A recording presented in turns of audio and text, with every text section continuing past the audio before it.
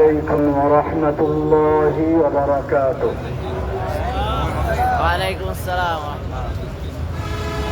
মহান আল্লাহ সুবহানাহু ওয়া তাআলার দরবারে লাখ সুজুদ ও শুকরিয়া পেশ করছি, যিনি যেই শাপলা চত্বরকে খুনি হাসিনা তাওহীদি জনতার রক্ত দিয়ে রঞ্জিত করেছিল, আজকে সেই শাপলা চত্বরে দাঁড়িয়ে সেই শহীদদেরকে স্মরণ করে জালিমের পতন দেখে এবং তার দলকে নিষিদ্ধ করা হয়েছে এ ঘোষণা শুনে আমরা এখানে সেই শহীদদের রক্তে স্নাত জমিনের উপরে সেজদা করতে পেরেছি।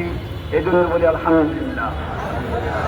আমরা আজকে এ সময় স্মরণ করছি সেই শাপলা চত্বরের সকল শহীদদেরকে, স্মরণ করছি হাটহাজারী ব্রাহ্মণবাড়িয়ার শহীদদেরকে, স্মরণ করছি জুলাই আগস্টের আবু সাইদ সহ সকল শহীদদেরকে, স্মরণ করছি আমাদের এই আন্দোলনে যারা নেতৃত্ব দিয়েছেন সেই সকল যোদ্ধাদেরকে, বিশেষ করে বিদেশ থেকে যে সকল সাংবাদিক ভাইয়েরা, ইলিয়াস ভাই, পিনাকি ভট্টাচার্য, কনক সরোয়ার সহ যে সকল সাংবাদিকরা এই বাংলাদেশের তাওহীদি জনতা এবং ছাত্র জনতার আন্দোলনকে বেগবান করার জন্য সবসময় সাহস জুগিয়েছেন। আজকে আমি আপনাদেরকে বলতে চাই, আমাদের এটা কোনো বড় বিজয় নয়, মাত্র সূচনা হয়েছে।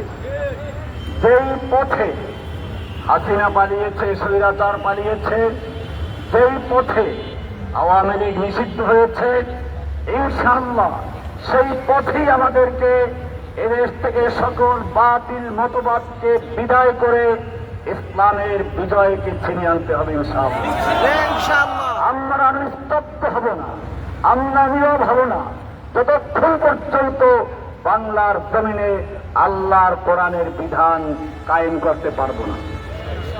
সেজন্য আপনাদেরকে সঙ্গে থাকার জন্য আহ্বান জানাচ্ছি। সঙ্গে সঙ্গে আরেকটি কথা না বললে নয়, আমরা বারবার একই ভুল করে আসছি। লক্ষ্য আমাদের বাঘ শিকার করা, আমরা একটা খরগোশ থেকে তার পিছনে দৌড়তে বাঘ এসে আক্রমণ করে। আমাদের মনে রাখতে হবে, আমাদের চূড়ান্ত লক্ষ্য হচ্ছে আল্লাহর জমিনে আল্লাহর দ্বীনকে বিজয়ী করা। দ্বীনকে বিজয়ী করতে গেলে আমাদের এক লম্বা সফর করতে হবে। ইন্না লাকা ফিন নাহারি সাবহান তাবিলা, দীর্ঘ সাঁতার আমাদের সামনে রয়েছে। পরিশেষে আমি অন্তর্বর্তীকালীন সরকারকে জানাচ্ছি, আপনারা জাতির সঙ্গে বেঈমানি করবেন না। আপনারা কাদের রক্তের উপরে ভর করে ক্ষমতা এসেছেন, কাদের ত্যাগের উপরে ভর করে ক্ষমতায় আছেন, সে কথা স্মরণ করে সবসময় নিজেদেরকে এদেশের মানুষের আসল চাহিদা কি, এদেশের মানুষ কি ভালোবাসে, এদেশের মানুষ আল্লাহ এবং আল্লাহর রাসূলকে ভালোবাসে।